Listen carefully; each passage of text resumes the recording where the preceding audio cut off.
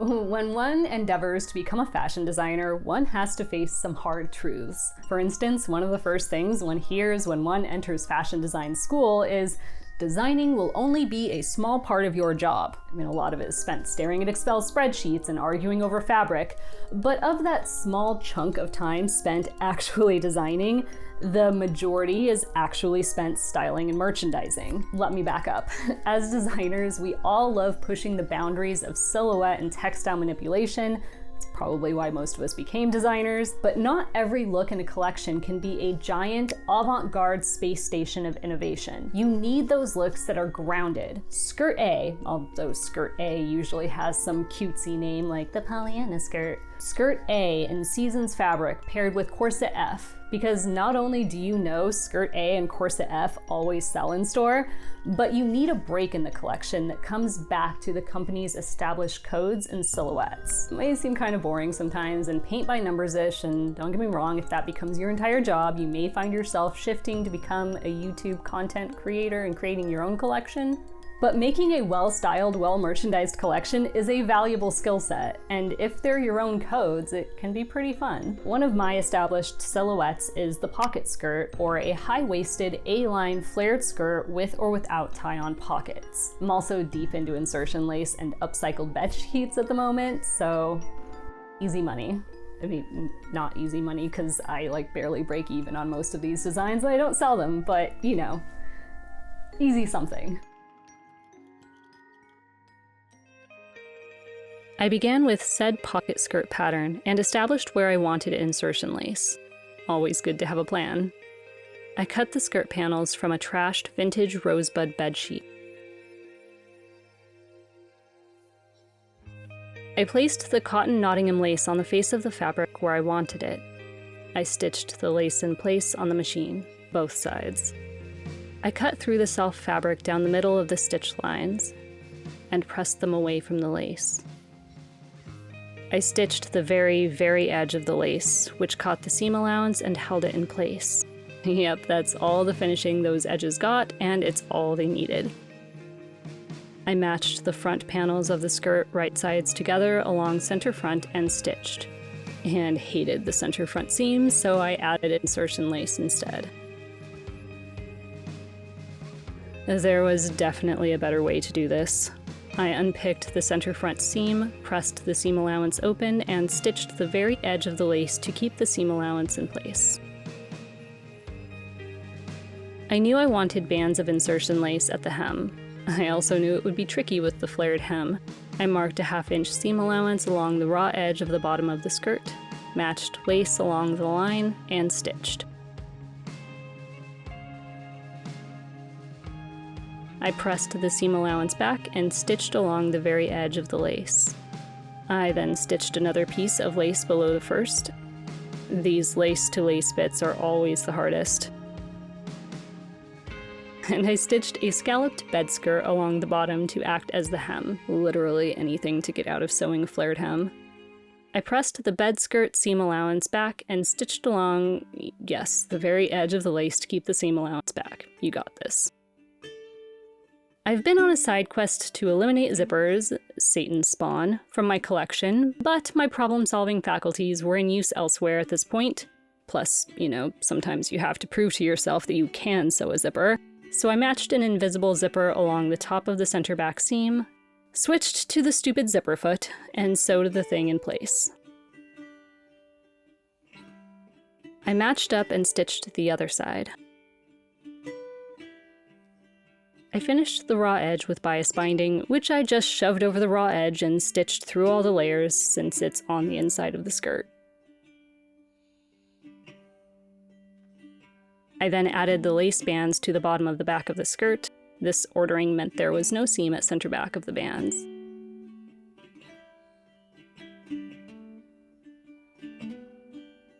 I left the bands sort of choppy at the ends and trimmed them to match the flared shape of the skirt.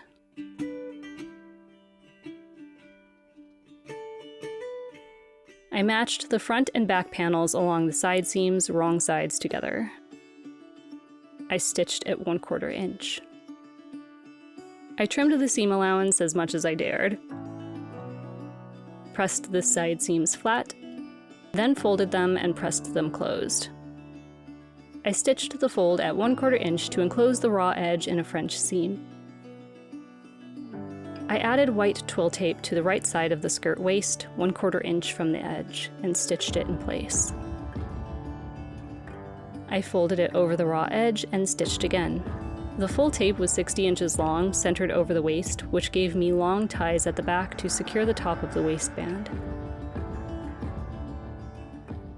Hi, me again. So here is where the lessons in styling and merchandising really come in. So far, this is a nice, but let's face it, pretty basic skirt, all things considered. I could put thousands of things with it, which is the mark of a well-styled separate, if I do say so myself. The problem is what to make to actually go with it. I mean, the obvious choice is the Dorothea Bodies. If there is a silhouette that I think sums me up, it's A-line skirt with straight bodies, which was kind of the point here, make a stylized version of my brand's coded silhouette, but insecurity. When you're a designer or any kind of artist, I'm sure, and you're making art that you actually like and represents you well, there will always be a snarky voice in the back of your head saying, "Cute." Rhea would be so proud. This snarky voice led me to waste a lot of time designing some very odd things, only to realize that voice. We can be artists making things we're comfortable with that still speak truths about the world we live in. For instance, Van Gogh painted 11 sunflower paintings. 11. I mean, it's just not to say I'm Van Gogh, but anyway, let's make some Dorothea Bodies. Out of neckties. Yes, I have a lot of neckties. I grab them whenever I come across one at the bins, and they're all in pretty rough shape, which is to say nobody's looking for them anytime soon. Okay, I made the mistake of Googling necktie corset, and we're not doing that. But I do want to use the fabric. Yes, the subversiveness of using a somewhat phallic traditional menswear item to create historic women's wear. Wah wah. So let's deconstruct these things to use them in a less obvious way.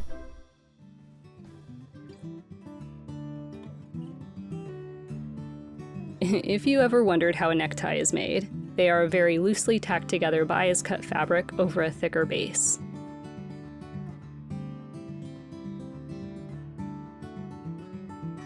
I played around a lot with layouts.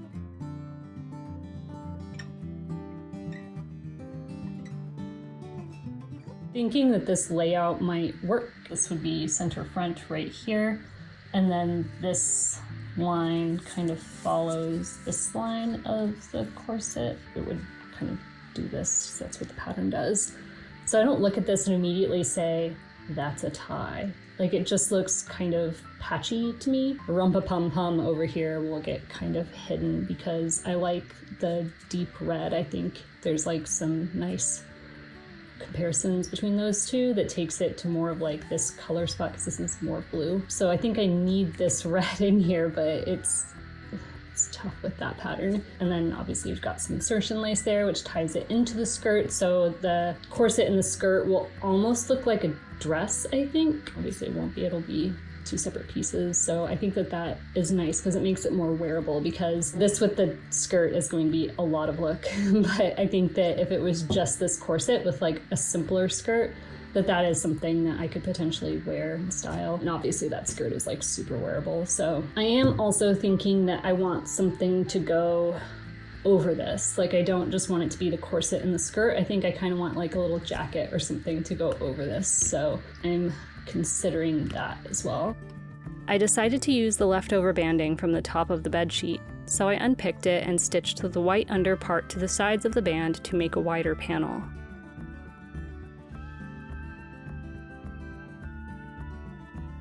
I arranged the deconstructed tie over the pattern to create a final layout, aided by Photoshop. Okay, so the tie was bias, or a diagonal grain of fabric, and everything else was on a straight grain, which I knew would be tricky, but more on that later.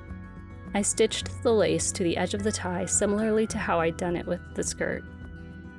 I marked out the layout on the fabric, and stitched the other edge of the lace to the marked line.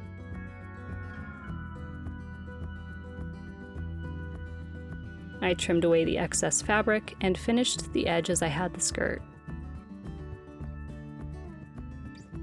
I mitered the lace and tie fabric at the bottom and stitched the edge from the right side.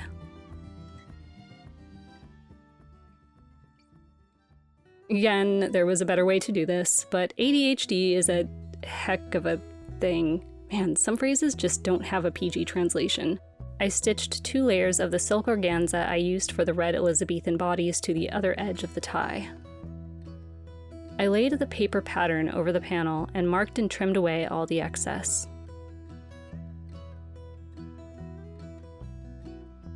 This definitely needed a robust base, so I cut one from raw cotton twill. Given everything was its own special grain line, it was actually a surprise that the twill lining was this closely matched to the top business. Yeah, that corner was a problem, just patience. I machine basted around the bottom of the bodies. I cut away the twill from the sides to allow the organza to remain transparent. I pressed a little seam allowance to the wrong side of the twill and top stitched just inside the organza line to catch the fold and enclose all the raw bits of the inner bodies. No need to get intense with the boning on this one, so I kept it simple with center front boning channels just to keep the front flap thing stiff. And of course, cups, because when in Germany. I stitched the boning channels from the lining side in white thread. I knew that having this on the bias was going to be a pain in the butt, but I wasn't really expecting it to be quite this bad. This is like bubbling, and then this is smaller than this at this point. Like the bias is kind of squeezed in. It's not the hugest deal. I'm going to unpick the line of stitching that I did along the edge right here. Make sure it's flat and then redo that. I'm gonna lose some of the edge, but obviously I've lost some of the edge anyway, so who cares? As long as it's symmetrical and as long as the point is still there, that's really the most important part to me. So making accommodations for the material that I've chosen to use. I unpicked the edge basting, trimmed the extra twill, folded the thing down the center, and made sure everything was symmetrical.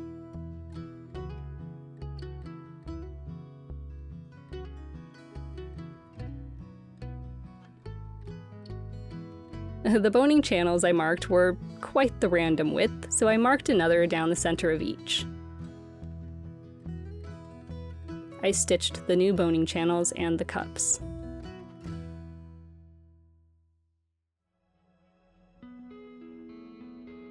Obviously, when one is presented with bias fabric, one must use it as binding. Also, I wanted the bright red of the rum-pum-pum tie without the obvious Christmassy-ness. I matched the binding right sides together along the bottom edge of the bodies and stitched.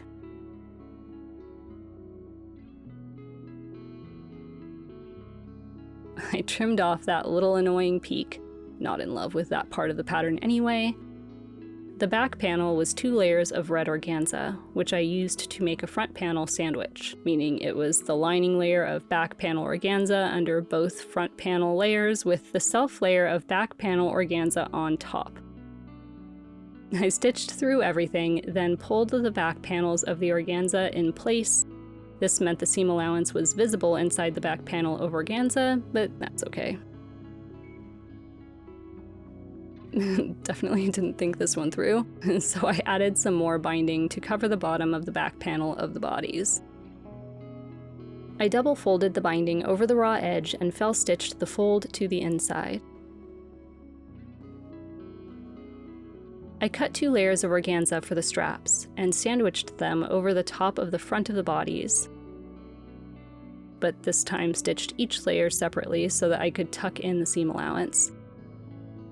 Hated it. And recut the straps from leftover scraps of the white bedsheet and twill. Once it was stitched, I matched each layer to the back of the strap, right sides together.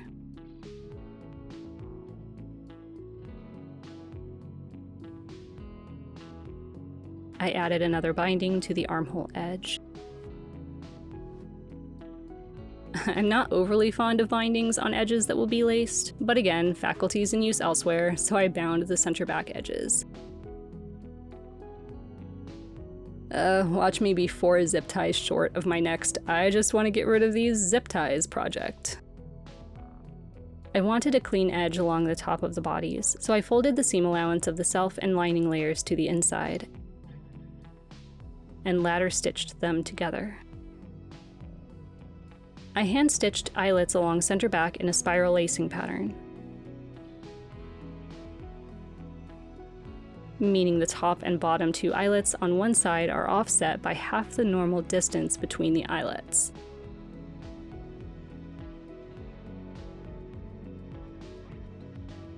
I'm going to contradict that one problematic writer everyone used to love and say it's not standing up to your enemies or your friends that sucks, it's standing up to the version of yourself you feel is most validated. This ensemble isn't exactly the Comme des Garçons womb dress, but it's a valid step on my journey to discover who I am as a designer when I disregard what I've been conditioned to think is worthy design. Whew, mouthful there. I'm not really a sweetsy designer for sure, but I love making these sweetsy pieces and giving them unexpected bite. Speaking of which, there's another piece that will go with this, but for sure it's its own video, so stay tuned for that. Then I think we're done with these flowery girls for a while. Let's move on to the moodier side of the collection.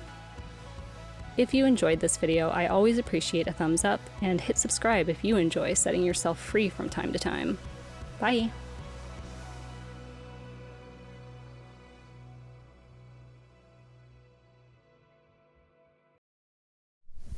This is actually such a cute outfit.